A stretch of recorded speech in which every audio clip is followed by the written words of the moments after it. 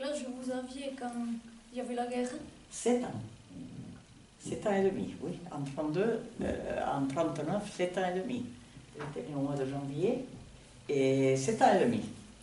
C'était au mois de septembre, quand la guerre s'était déclarée. Oulala. Les cloches avaient sonné dans le village, et après on se demandait qu'est-ce que ça va arriver. Et puis on avait 2 oncles à la maison qui avaient été appelés, un à Montmarsan, je crois. Et après, il avait été libéré après, comme il avait un certain âge, lui. Mais ça, c'était pénible. Hein? Oh là là, la guerre. Comment ça s'est passé pendant la guerre? La guerre. Le jour, bon, il y avait, bon, c'était pénitence. Là, le soir, dès que la nuit tombait, il fallait fermer tous les volets. Tous les volets, et il ne fallait pas qu'il y ait une lumière qu'on voit à l'extérieur. Il y avait la patrouille qui passait de Garis jusqu'à Bonloc. Et le matin, qui repassait de nouveau. Voilà, mais il ne fallait pas de lumière. Pourquoi il fallait fermer les volets? C'était ça le règlement. Il ne fallait pas de lumière. Et il ne fallait pas que les gens sortent non plus. Il se passait quoi s'ils sortaient? Quand on avait eu une plainte, nous, à Armendaris, le maire habitait Bayonne. Et il venait le week-end au village, à Armendaris. Et là, il avait une tuilerie au village.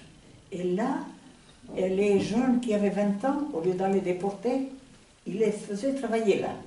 Et il y avait eu une plainte. Alors, l'après-midi, ça, c'était vers 42 par là. Un truc, des motos, des sidecars, des camions pleins d'Allemands. Et là, ils avaient appelé tous les hommes au village le lendemain. Et les jeunes qui étaient là-bas aussi, aux Tuileries. Et il y avait 2 ou 3 qui se cachaient, qui étaient partis, qui étaient déserteurs, qui se cachaient dans les champs de maïs. Jusqu'à ce que les Allemands ne les trouvent pas. C'était pas joli ça. Et le lendemain, tous les hommes étaient au fronton du village. On ne savait pas si on allait les amener au camp ou...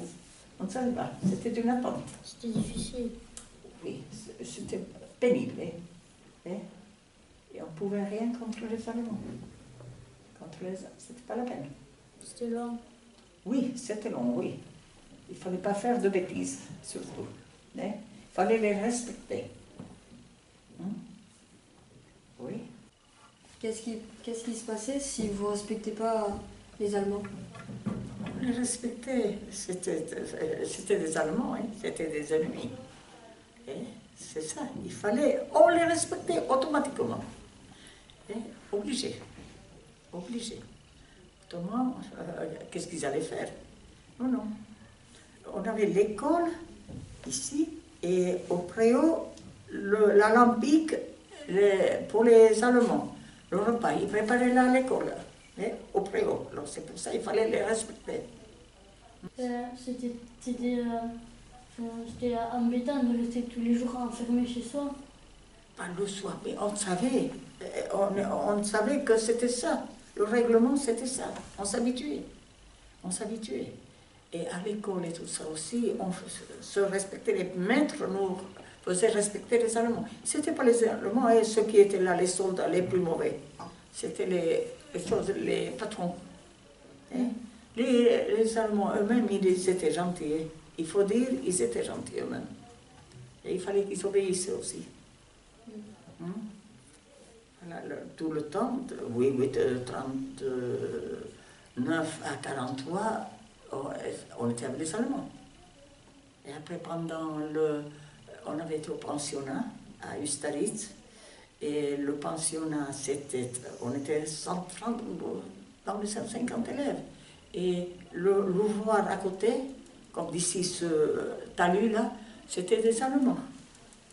Et il n'y avait que des Allemands là-dedans. Il ne fallait pas regarder par les fenêtres et tout ça, il fallait obéir. Mais vous entendiez énormément les coups de feu et tout ça? On a eu, moi je me souviens de la chose, du bombardement de Biarritz. Il y avait des élèves de Biarritz. Les pauvres, elles se mettaient à sangloter. Où est-ce que c'est chez nous et tout ça? Ça, c'était affreux pour ces élèves-là, qui étaient au pensionnat. C'était pénible, oui, pour eux. Et pas la guerre, c'est pas à souhaiter. C'est pas à souhaiter, la guerre. Pourquoi le bombardement à Biarritz? Pas parce qu'il y avait beaucoup d'hôtels, tout ça, beaucoup d'Allemands là-bas. C'était riche, c'était luxueux. L'hôtel Regina et tout ça avait été bombardé là. Et là, les pauvres, celles qui étaient là au pensionnat, oh là là, pleuraient. Et il y avait beaucoup de bombardements. Alors ça, Biarritz, après je ne me souviens pas trop. Bon, par-ci par-là, il y avait toujours, oui. Il y avait toujours. J'étais inscrite à Guyenne d'Irisari, et là, moi, on lui donnait ce que nous avions droit, café, chocolat, et après, je ne sais pas, il n'y avait pas les friandises qu'il y a maintenant. Et le chocolat, maman les gardait, on n'avait pas le droit de manger de chocolat. Pour que si jamais nous avions une diarrhée ou quelque chose, elle nous faisait du chocolat à l'eau. C'était ça qu'on buvait comme médicament. Combien de gens venaient le samedi et le dimanche, surtout d'Asparin, qui n'avaient rien à manger, qui venaient chercher un peu de farine ou quelque chose, parce on faisait du blé à la maison. On le faisait moudre au meunier. Alors, maman, elle avait mon cœur, maman. Elle en a nourri plusieurs personnes. Et là, elle leur donnait à ces gens qui venaient en vélo d'Asparin. Et le dimanche, souvent. Là aussi, c'était pénible. Il n'y avait pas grand-chose à manger dans ces familles. Des lentilles. Il y avait des petits morceaux de pierre pendant la guerre. Quand tu trouvais ça, quand vous trouviez ça entre les dents, oulala. Et depuis, je ne peux pas manger de lentilles. Voilà. Et il ne fallait pas demander autre chose. Il n'y avait pas le choix. Non, il n'y avait pas. C'était pas la peine. Manger les cailloux aussi? C'est pour ça que ça t'a dégoûté. Les cailloux, de les trouver entre les dents, c'était pas agréable. Vous aviez que des lentilles ou vous aviez un peu de... C'était pas, non, bon, il y avait des lentilles, mais c'était pas, non, mais il fallait pas se plaindre, il n'y avait pas autre chose. Et quand vous avez dit dans les lentilles, il y avait des cailloux, mais comment ça se faisait? C'était pas comme maintenant, c'est trié tout ça maintenant. Mais avant, il n'y avait pas, ils les ramassaient, ils les donnaient.